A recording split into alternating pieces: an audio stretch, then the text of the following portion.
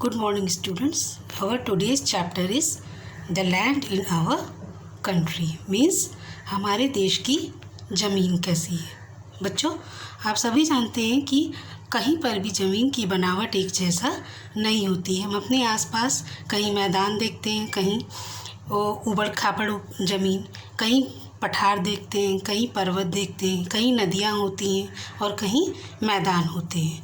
तो इस तरह से पूरे इंडिया में हम ये देखेंगे इस चैप्टर में कि ज़मीन की बनावट कैसी है।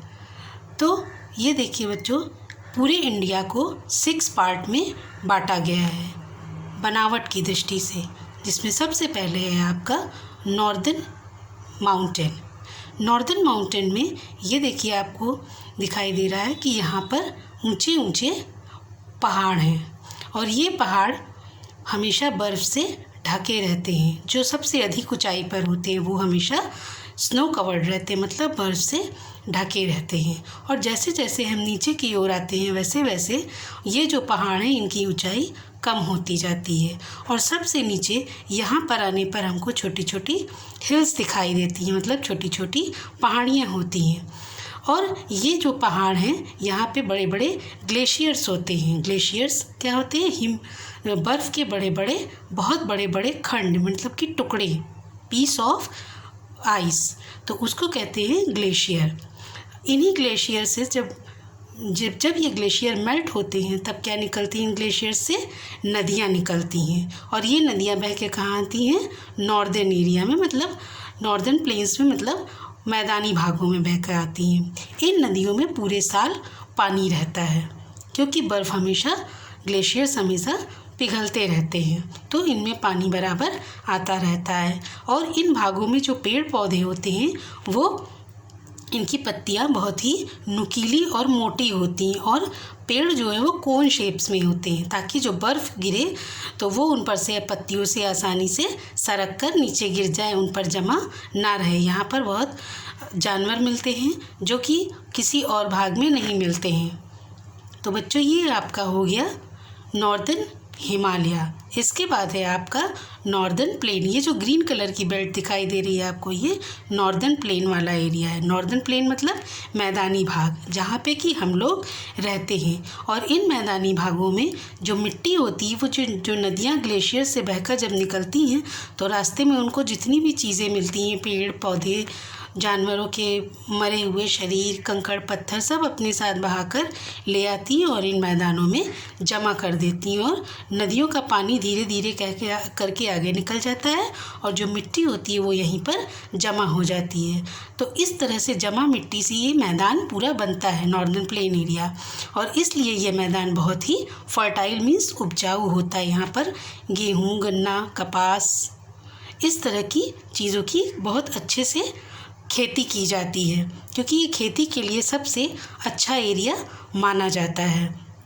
और रहने के लिए भी लोगों के यहाँ पे बहुत सारी सुविधाएं होती हैं ताकि लोग आराम से यहाँ पर रह सकते हैं। तो सबसे जनसंख्या की दृष्टि से सबसे घना ये बसा एरिया होता है। इसके बाद बच्चों देखिए, ये है आपका थार डेजर्ट, थार वाला एरिया। मतलब ये एरिया जो है आपका बालू मिट्टी से बना होता है। पूरा यहाँ पर आपको सैंड ही सैंड मिलेगा और इसका कुछ पार्ट गुजरात में भी है, थार डेजर्ट का।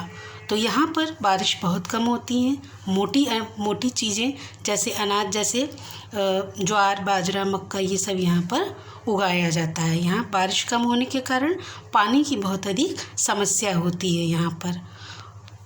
फिर आपका नेक्स्ट है बच्चों, ये है आपका प्लेट्यू एरिया, पठारी भाग। यहाँ ये देखिए, ये इंडिया में सबसे बड़े पार्ट में फैला हुआ है। ये जो हल्का ब्राउन कलर का एरिया है, ये है आपका प्लेट्यू एरिया।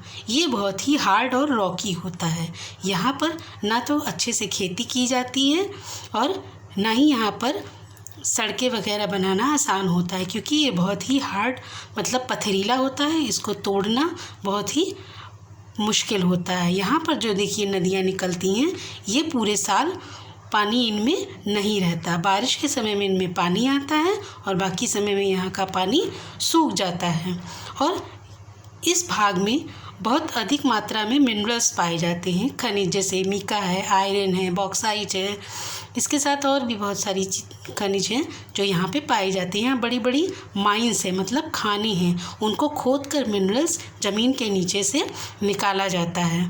तो ये आपका हो गया डेक्कन प्लेट्यू, डेक्कन वाला एरिया, मतलब ये पूरा पर जो है ये पठारी भाग है और ये बहुत ही पथरीला और कड़ा होता है। इसको बच्चों तोड़ना या यहाँ पे खुदाई करना बिल्कुल भी आसान नहीं होता है, बहुत ही कठिनता से इस पार्ट की खुदाई की जाती है। नेक्स्ट है बच्चों आपका coastal plains area. Coastal plain मतलब समुद्र तटीय मैदान, जो समुद्र से लगा हुआ भाग होता है। ये देखिए यहाँ पे समुद्र है और इससे ये लगा हुआ भाग है। तो यहाँ से ज़मीन जो होती है यहाँ की हमेशा नम रहती है, गीली रहती है। क्यों? क्योंकि हमेशा समुद्र की लहरें आके इस पार्ट को भिगोती रहती है। और यहाँ पर भी नारियल के पेड़ बहुत अधिक मात्रा में पाई जाती हैं। सबसे ज़्यादा यहाँ नारियल की खेती की जाती है क्योंकि इसको पानी आसानी से समुद्र से, सागर से मिलता रहता है। ये एरिया भी खेती के लिए अच्छा माना जाता है, लेकिन बहुत अधिक नमी होने के कारण यहाँ पे चावल, नारियल, इसी तरह की चीज़ें उगाई जाती हैं। इसके बाद है नेक्स्ट है बच्चों आपका आइलैंड्स। ये देखिए ये पार्ट लक्षद्वीप और ये यहाँ पर है अंडमान एंड निकोबार आइलैंड।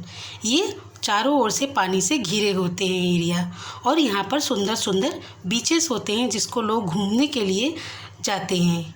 और यहाँ पर नारियल के पेड़ और गन्ने की खेती, इसी तरह की चीज़ें केवल उगाई जा सकती हैं। तो बच्चों ये आपका हो गया पूरा इंडिया का 6 पार्ट में बटा हुआ लैंड पार्ट, जो कि ज़मीन की बनावट की दृष्टि से बांटा गया है।